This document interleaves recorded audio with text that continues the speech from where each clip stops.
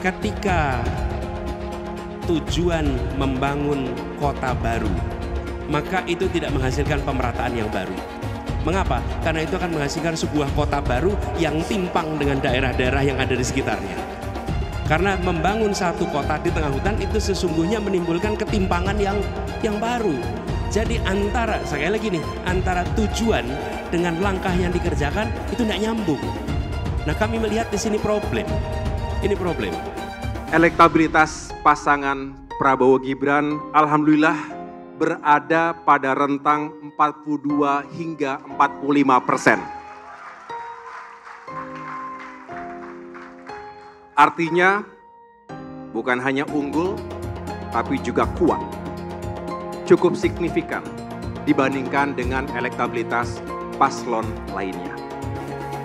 Angka ini, dan sekali lagi, ini berdasarkan hasil 3 lembaga survei.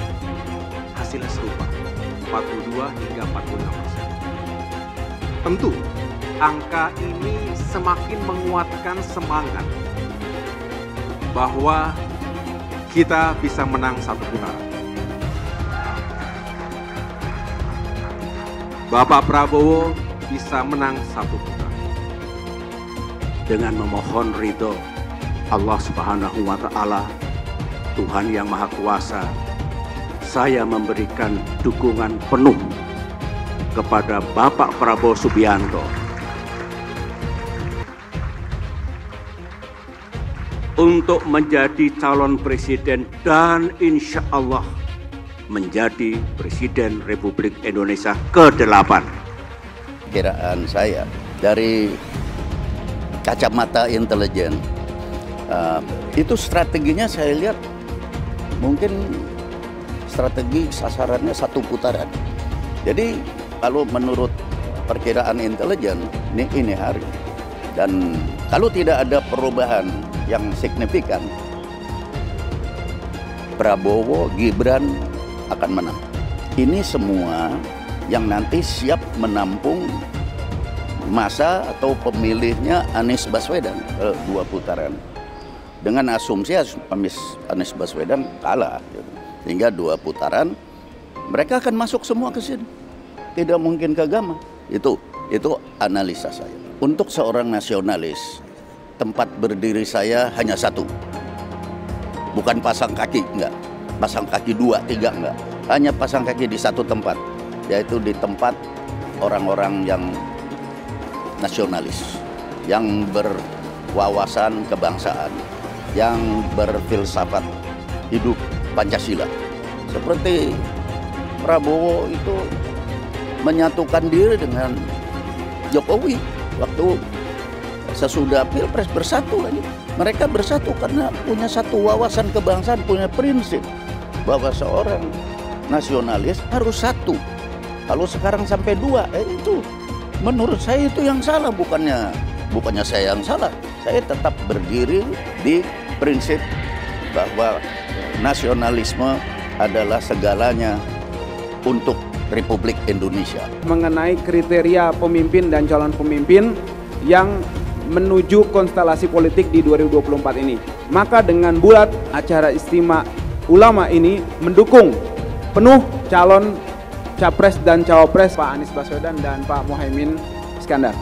Pasangan Amin ini dibandingkan 2 yang lainnya jauh lebih dekat hubungannya dengan umat Islam. Istimewa Ulama merekomendasikan Pak Anies dan Pak Muhaimin sebagai Capres 2024 dan akan memberikan dukungan setelah Fakta Integritas ditandatangani. Hari ini ketimpangan adalah potret Indonesia. Pembangunan adalah membangun manusianya, bukan membangun jalannya, sekedar barang-barang yang bisa difoto. Pembangunanlah tentang manusia, bukan tentang infrastruktur. Itulah pembangunan. Alhamdulillah kami coba lakukan ini di Jakarta, dan kemudian bangunan itu namanya Jakarta International Stadium menjadi salah satu megastruktur terbesar di dunia. Kami melihat pentingnya untuk bisa mengembalikan kewibawaan pengadilan, Prinsip-prinsip penegakan hukum, prinsip-prinsip penegakan keadilan harus dikembalikan, dan tidak lagi ada kriminalisasi pada siapapun, termasuk ulama, termasuk oposisi. Saya selalu menggaungkan yang namanya narasi keberlanjutan, narasi penyempurnaan.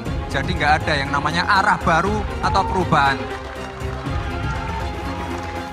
Kalau surveinya bagus, kita kerja keras lagi biar bisa satu putaran.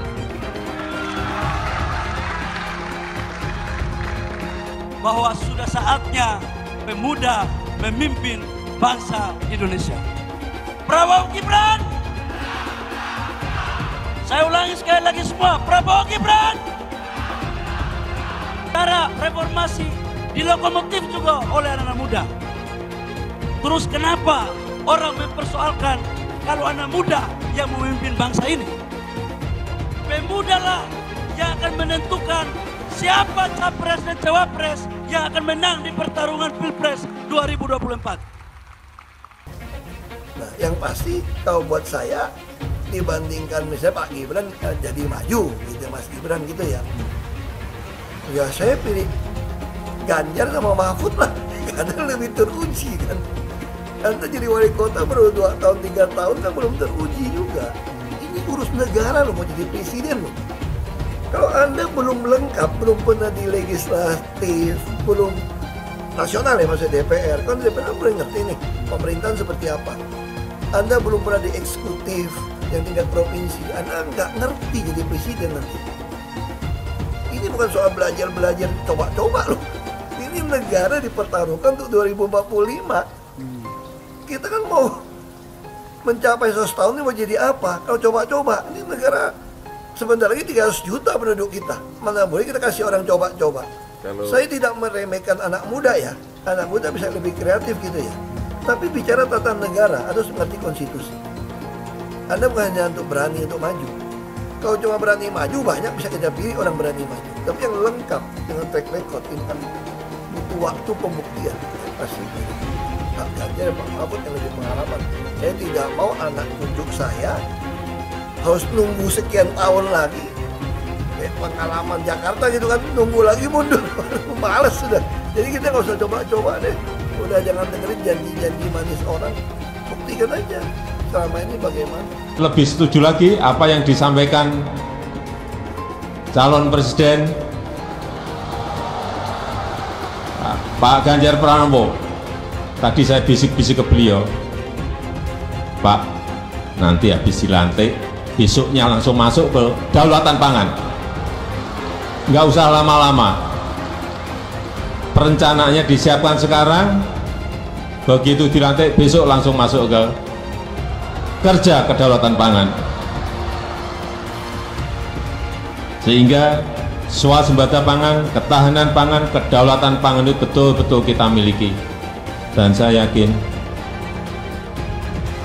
Pak Ganjar mampu menyelesaikan ini. Ya kita jujur aja ngomong, kalau Anda mau jadi presiden, wakil presiden. Nah, kalau tanya sama saya, kamu mau jadi politisi, mau jadi apa sih? Ya kalau nggak beres negara ini, ya saya mau jadi presiden. Karena cuma jadi presiden bisa cepat membereskan itu. Coba lihat, kayak di DKI, kok nggak ada Ahok, nggak ada demo. Kalau Ahok nggak nyalon kan nggak ada masalah kemarin. Coba kalau ada Ahok, jadi Ahok itu adalah orang yang tidak boleh di politik. Karena dia membuat bangsa ini tidak bisa bersatu. Itu terbalik-balik. Yang pengen pecahin orang siapa? Kok saya yang dituduh? Ini bagi saya itu aneh gitu loh. Tapi itu fakta. Nah makanya saya tetap ada di PDI Perjuangan. Karena satu-satu partai yang tetap mencalonkan saya di DKI dengan ancaman macam-macam hanya PDI Perjuangan. Kata Ibu Mega, mau jadi apa bangsa ini? Kalau kamu Pak Ahok yang bisa kerja, yang jujur, tidak boleh mencalonkan diri. Masa orang yang nggak jujur, yang itu mau yang bisa dicalon, katanya mau jadi apa, bisa kerja apa? Makanya saya pribadi ya putuskan ya ikut Ibu Megawati, PDI Perjuangan. Saya itu dia bisa berani terang-terangan. Kalau di DKI dulu saya sudah mundur, dianggap bikin kacau, bisa bikin demo. Ini sesuatu yang aneh menurut saya gitu loh. Nah, Ibu Mega nggak boleh mundur, harus maju. Mau jadi apa bangsa ini katanya? Kalau kamu ditekan untuk mundur. Nah itu yang saya sampaikan. Bilang dihalang-halangi, Anies masih sering bikin acara di sana-sini. Bebas pula. Duh, nggak capek apa ngibulin rakyat mulu, Pak? Nah, yang gue pertanyakan nih, Anies itu kampanye di mana-mana sering naik pesawat jet. Nah, pesawat jet biaya sewanya dari mana, Pak? Atau itu pesawat jetnya siapa, Pak? Coba jujur deh. Karena setahu gue nih, itu punya bos Anda, Surya Paloh. Anies bicara soal pendidikan.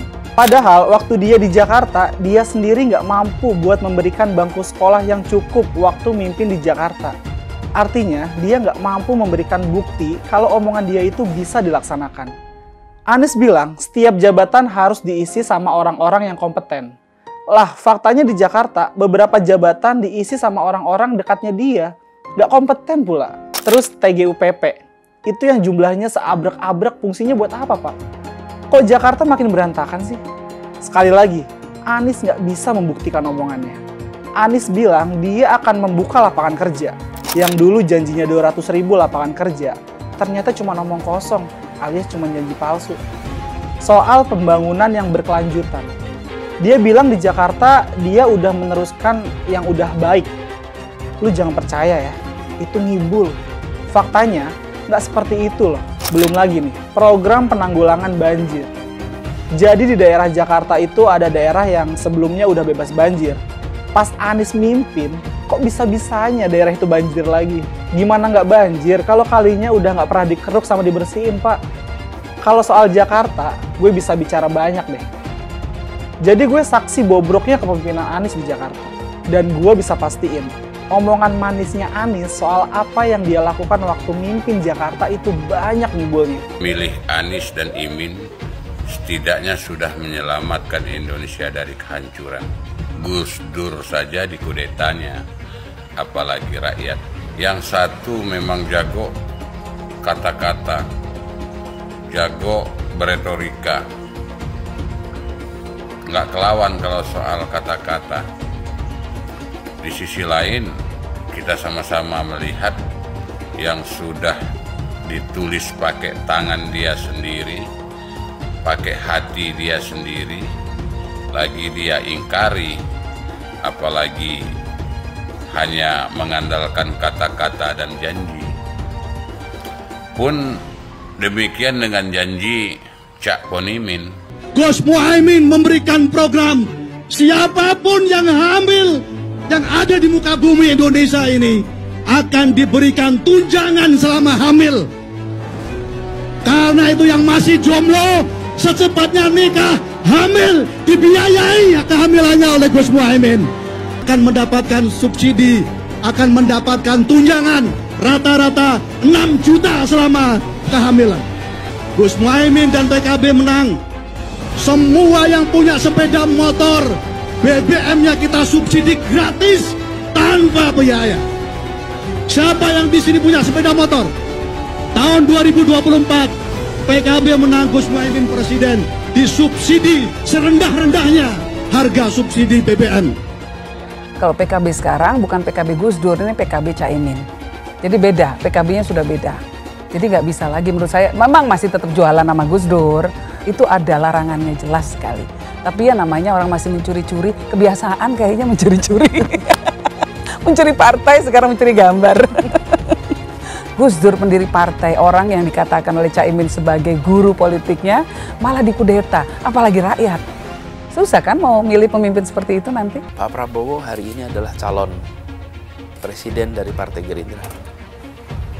Saya sampaikan berkali-kali bahwa saya tidak ingin menjegal, saya tidak mau menjadi orang yang dibawa untuk berhadapan dengan Pak Prabowo dan menghentikan Pak Prabowo. Saya tidak mau.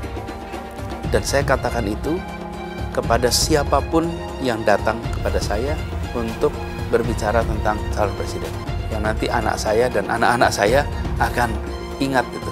Nah, saya tidak mau mengkhianati, menikam pada orang yang dulu sudah bekerja, membantu, dan berjuang bersama. Bapak Politik Identitas Indonesia Anies Baswedan, Bapak Intoleransi Indonesia Anies Baswedan, jangan lupakan, jangan terlena, jangan sampai dia pecahkan kita dengan dagangan ayat dan mayatnya. Air itu turun dari langit, turunnya ke atap rumah langsung sumur bor, bukan ke sungai dan ke laut. Saya mensyukuri kenapa kalah, kenapa ditahan.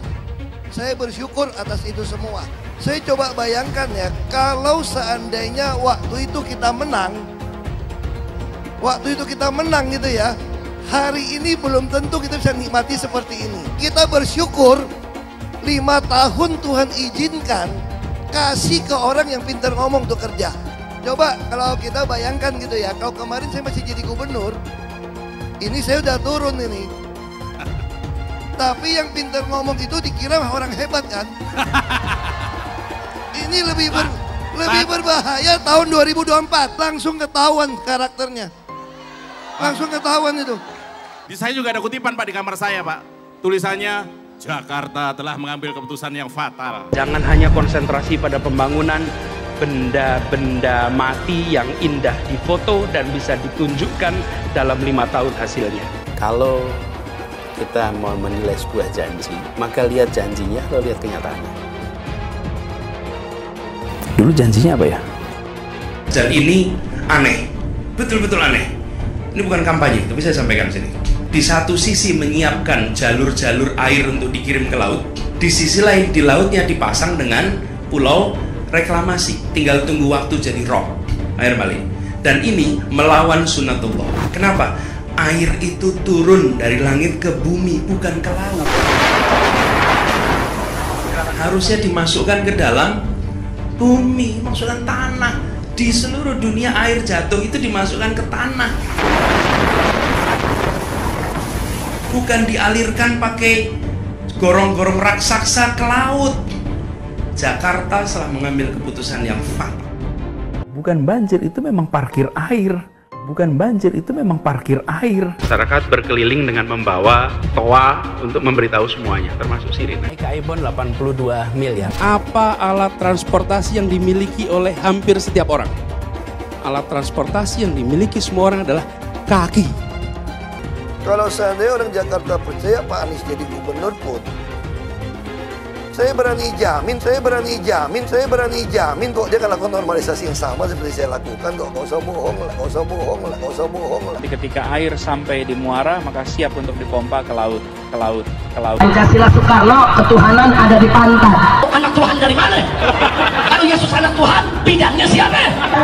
Besok di seluruh wilayah Indonesia kami katakan dan Iblis hanya menggoda orang yang beriman.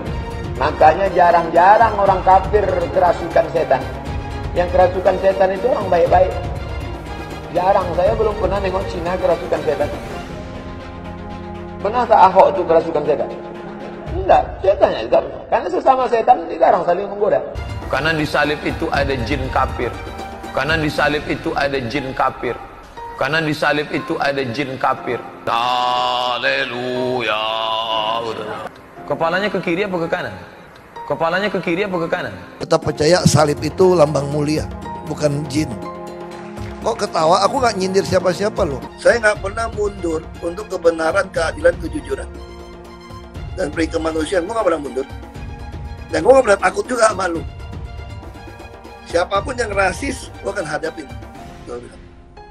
Karena rasis itu tidak berperi kemanusiaan. Sama saya ditanya dulu kan, kamu nyesel nggak statement kamu di Pulau Seribu sehingga masih masuk penjara?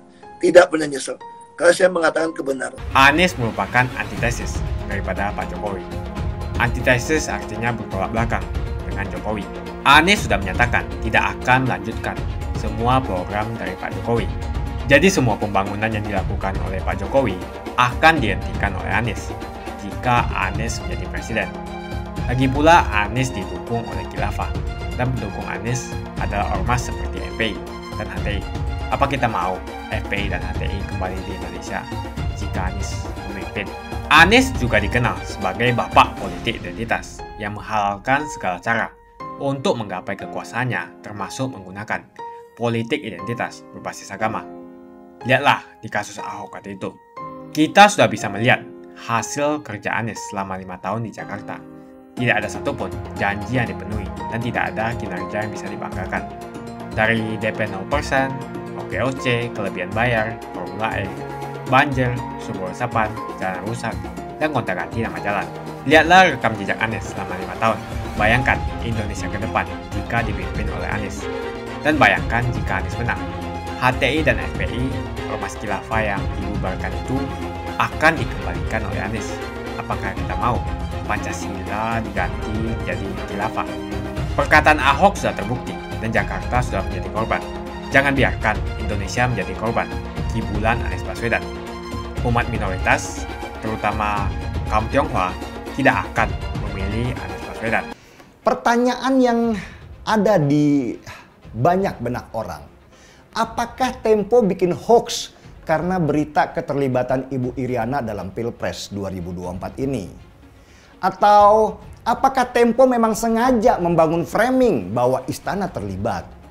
Ataukah Tempo dibayar untuk menyerang keluarga istana? Ada cerita tentang kejadian pembusukan di Mahkamah Konstitusi. Ada juga cerita tentang gerakan istana memberi karpet merah kepada Gibran. Dan yang kemarin yang sangat viral itu adalah tentang perannya Ibu Iriana, istrinya Presiden Jokowi yang ternyata punya pengaruh besar dalam pencalonan Gibran anaknya dengan menabrak banyak aturan negara. Nah, pertanyaan berikutnya, kenapa kok Tempo bisa menyerang istana dengan sebegitu kerasnya? Saya harus garis bawahi kata menyerang ini ya. Tempo sebenarnya nggak menyerang. Meski dalam beberapa hal saya itu sering berseberangan dengan Tempo. Tapi saya harus menghormati kerja jurnalistik mereka yang selalu mencari informasi dari beberapa pihak. Bukan satu pihak saja. Dan juga mengkonfirmasi informasi itu sebelum akhirnya menyebarluaskannya ke publik. Jadi kenapa pihak istana dan pihaknya Ibu Iriana nggak bisa membantah laporan Tempo dan podcast mereka dibocor alus? Ya karena semua informasi itu benar adanya. Sehingga pihak istana dan Ibu Iriana nggak bisa membantah kebenarannya. Kalau informasi Tempo salah, pasti istana dan Ibu Iriana bereaksi keras karena itu berpotensi fitnah. Bahwa ada permainan kotor dari dalam istana untuk meloloskan Gibran anak presiden dengan cara-cara yang tidak demokratis dan mirip cara Orde Baru untuk berkuasa. Permainan berbahaya yang dilakukan Jokowi dan kroninya ini dalam mengusung Gibran itu punya potensi besar untuk memecah belah bangsa kita. Ini kan berbahaya sekali karena pada akhirnya kepercayaan masyarakat terhadap Mahkamah Konstitusi itu menjadi hancur. Dan hancurnya kepercayaan rakyat pada Mahkamah Konstitusi bisa jadi ini akan menjadi biang kerusuhan ketika ada perselisihan angka dari masing-masing pendukung kontestan. Ribut besar yang akan berpotensi pada chaos secara nasional.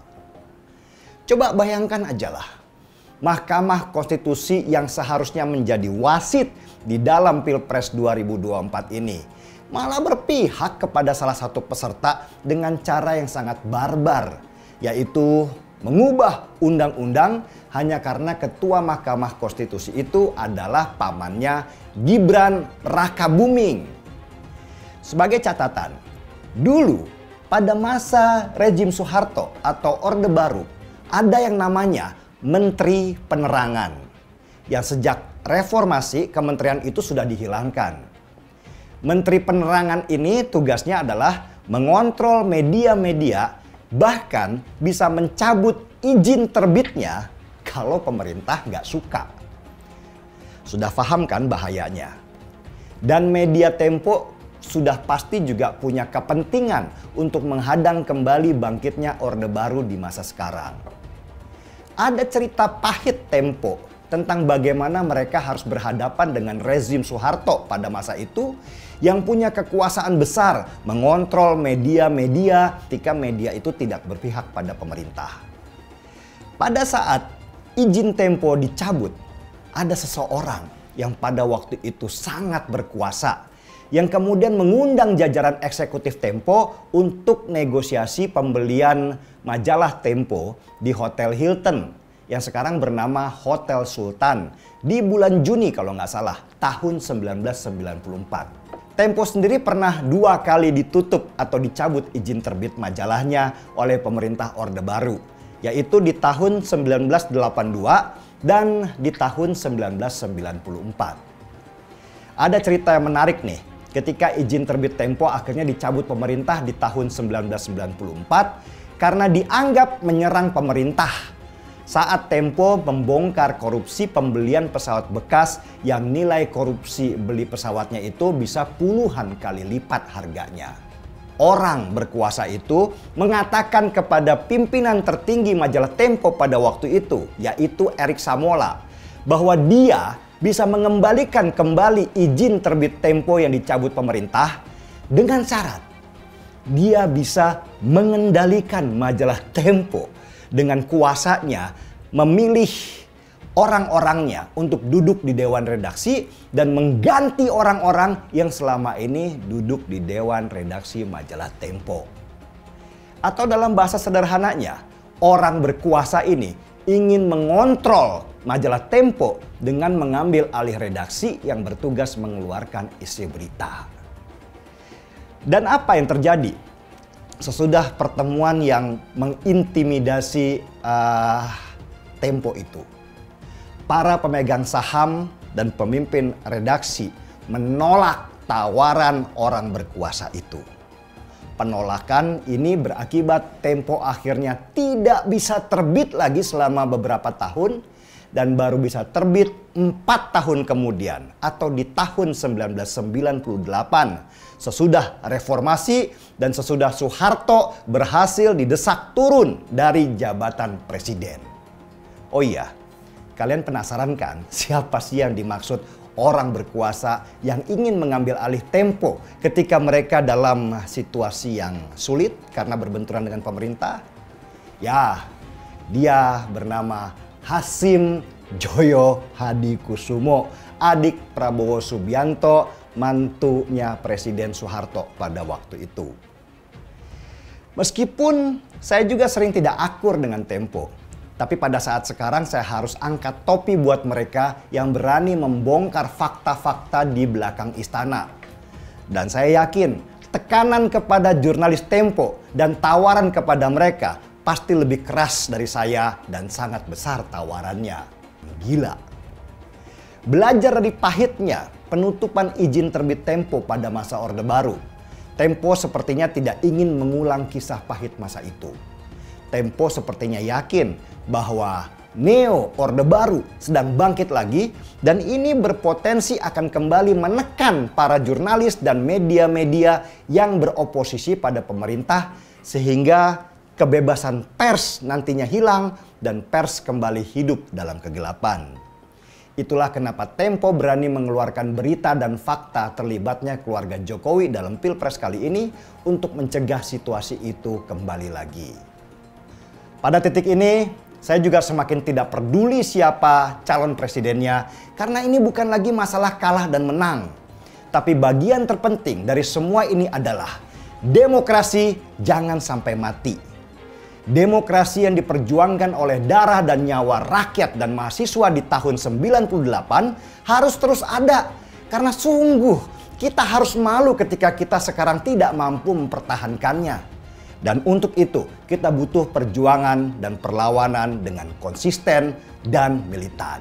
Salam 3 jari kawan, 3 jari simbol perlawanan.